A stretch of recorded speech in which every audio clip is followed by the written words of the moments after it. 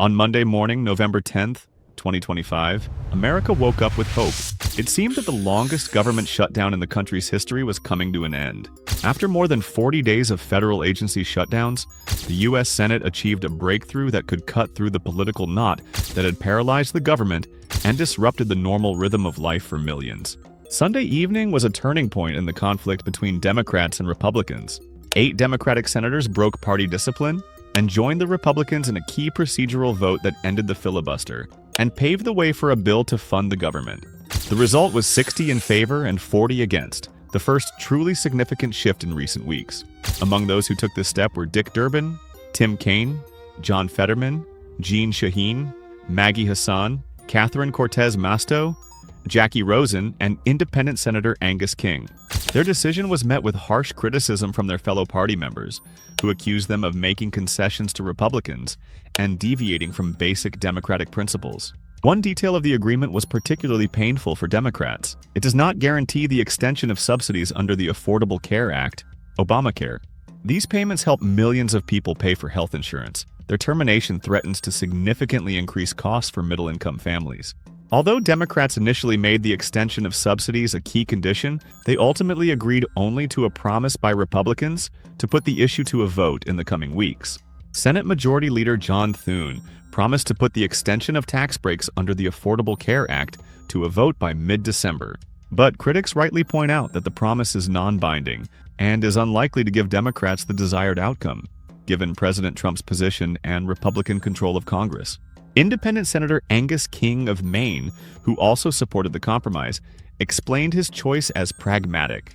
According to him, the Democrats' initial tactic had 2 goals: to rebuff Donald Trump and to force Republicans to discuss the sharp rise in insurance premiums. However, after more than 40 days of deadlock, neither goal had been achieved, while the damage from the government shutdown only grew. The problem is that after more than 40 days, neither goal had been achieved. Meanwhile, serious collateral damage was being done. People were suffering, King explained. He added that when the chosen strategy does not work and there is no prospect of success, it is wiser to change course than to force the country to pay the price for an unattainable goal. Senator Jeanne Shaheen of New Hampshire, one of the Democrats who voted for the agreement, also defended the decision. Responding to complaints from her party colleagues, she said, "Continuing the government shutdown was getting us nowhere.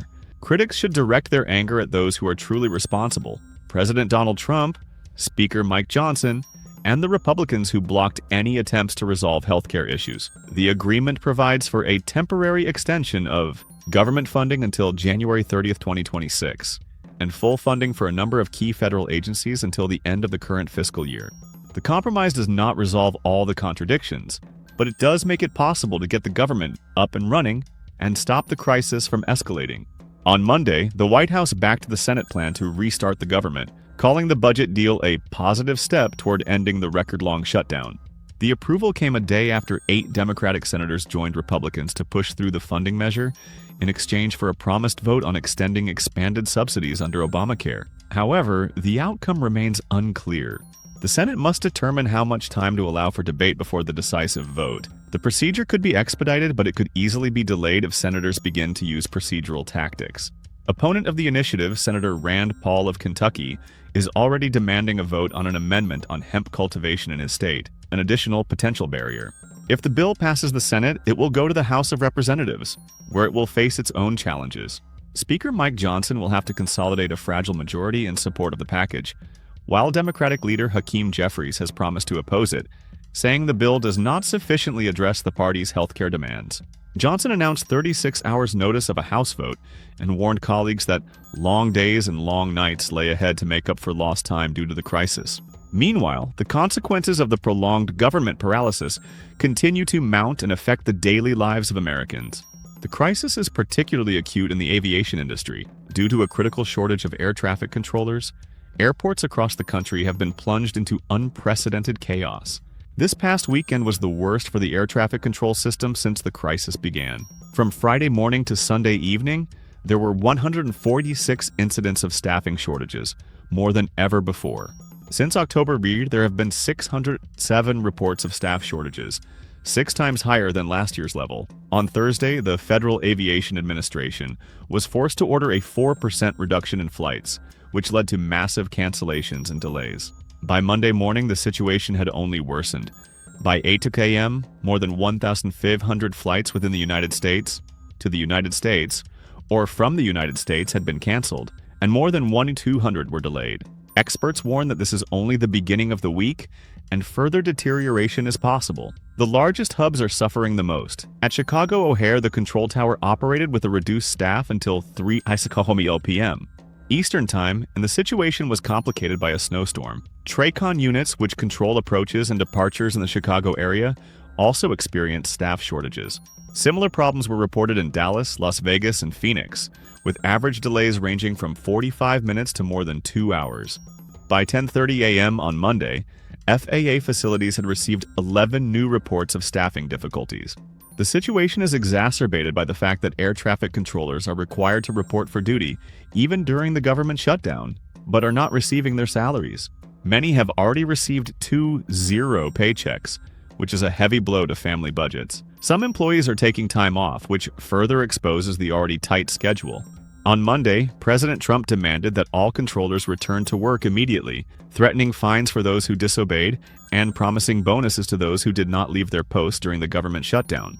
On Truth Social, he stated that anyone who disobeys will be severely punished, and that patriots who did not take a single day off during the Democratic lockdown scam would receive a bonus of $10,000 for outstanding service to the country. Nick Daniels, president of the National Air Traffic Controllers Association, sharply criticized the situation, warning of risk to flight safety.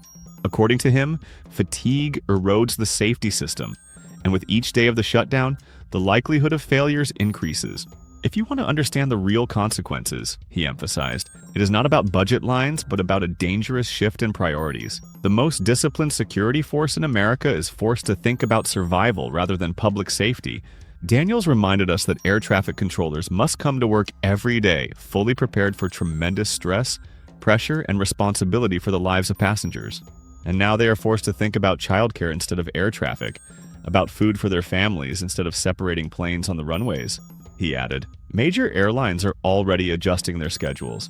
Southwest Airlines has reduced its flight program until Tuesday, November 11th, affecting 34 of the 117 airports it serves. About 140 flights have been removed from Monday's schedule, and about 115 from Tuesday's.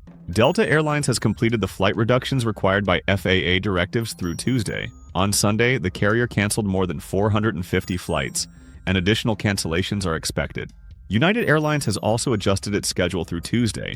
More than 150 flights were canceled on Sunday, and nearly 200 were removed from Monday's schedule. American Airlines plans to cut about 200 flights on Tuesday at 40 airports affected by the FAA requirements. Pressure on the industry is mounting. If the government crisis drags on, restrictions will intensify. On Tuesday, airlines will have to cut 6% of flights, by Thursday 8%, and by Friday 10%.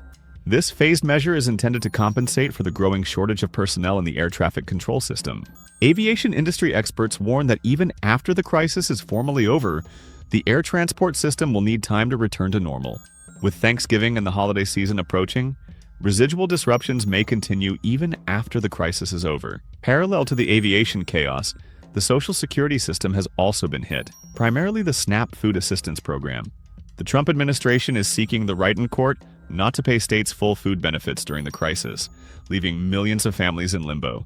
On Friday, Supreme Court Judge Ketanji Brown Jackson temporarily suspended a lower court ruling requiring the administration to transfer $4 billion from another fund to fully pay for SNAP. This allowed the authorities to switch to reduced payments for a few days while the case moves rapidly through the courts. Over the weekend, there were two turning points. The Boston Court of Appeals upheld the requirement for full funding of benefits, and the Senate moved closer to an agreement that could end the historic crisis. Solicitor General John Sauer notified the Supreme Court that the administration would continue to seek the right to withhold part of the payments, but acknowledged that if government funding resumed by Tuesday, the current appeal would likely be deemed moot. The social costs of the crisis have long gone beyond aviation and food programs. Hundreds of thousands of federal employees have gone without pay for more than 40 days, a blow to family budgets and local economies in regions with a high proportion of government workers, especially in the suburbs of Washington. National parks are closed or operating with skeleton staff, which is hurting the tourism industry and depriving people of access to natural attractions. Federally funded research has been put on hold, with the risk of a long-term setback in science and a decline in the country's competitiveness. Law enforcement agencies, while maintaining their basic functions, are operating under severe resource constraints, with possible consequences for national security and the fight against crime. Federal courts are relying on reserve funds, which are dwindling, threatening the stability of the judicial system. Against this backdrop, President Trump met with Syrian leader Ahmed al-Sharaa at the White House on Monday, the Syrian leader's first visit since coming to power less than a year ago. One of the most significant and difficult diplomatic episodes is the recently unthinkable contact between the U.S. Commander-in-Chief and a man who fought against the American military on the battlefield. The contrast is particularly striking. Foreign policy is going about its business, while internal state mechanisms are paralyzed. The economic costs are also mounting. Experts estimate that each day of paralysis costs the country hundreds of millions of dollars. Productivity falls, government procurement slows down, and consumer confidence declines. Small businesses are hit hardest, those that rely on federal contracts or serve government employees. Financial markets are holding steady for now, but analysts warn that prolonged uncertainty could undermine investor sentiment and cause currency fluctuations. Rating agencies are already expressing concern about the impact of the crisis on the U.S. credit profile. Although no formal steps to revise ratings have been taken yet, concerns are growing abroad. Allies doubt Washington's ability to fulfill its international obligations without disruption and maintain stability in key regions. Opponents are seizing the moment to criticize American democracy and undermine the U.S.'s authority on the world stage. Despite all the skepticism, many observers find the Senate breakthrough encouraging. The system, albeit creaking, is still capable of compromise at critical moments. The decision by 8 Democratic senators to put the interests of the country above party discipline is a sign that pragmatism can outweigh stubbornness when the stakes are high.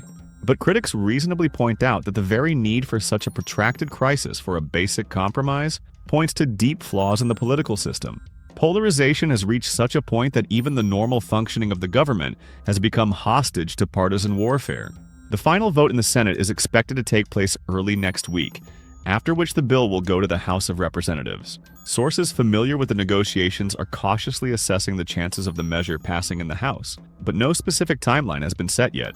One Democratic source suggests that some of his party members are ready to cross party lines and support the bill, although the exact number is unknown.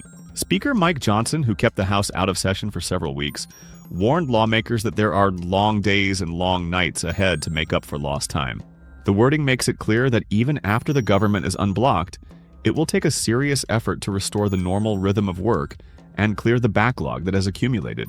President Trump and Republicans oppose extending ACA subsidies, a key sticking point in the negotiations, and GOP leaders have given no assurance that the measure will receive a similar vote in the House of Representatives. For millions of Americans who depend on these subsidies, this adds to the uncertainty. Meanwhile, public discontent has been growing. Federal employee unions have held protests and stepped up lobbying efforts, demanding an immediate solution. Businesses, which had previously been watching developments with restraint, have begun to express concern about the crisis's impact on the economy. Civil servants standing in line at food banks, air traffic controllers forced to moonlight as couriers, families postponing medical treatment due to lack of funds. The events marked a turning point in the longest government crisis in U.S. history. Although a final decision is still pending, the Senate breakthrough has given hope to millions of Americans waiting for a return to normal life. The coming days will show whether the American political system can end this crisis and learn lessons from it so that it does not happen again. Whatever the outcome, the events of the last 40 days have already written a new chapter in American history. They have left a deep mark on politics and public consciousness, raising acute questions about how democracy should work in an era of extreme polarization, and what price political stubbornness comes at when ordinary citizens have to pay for it.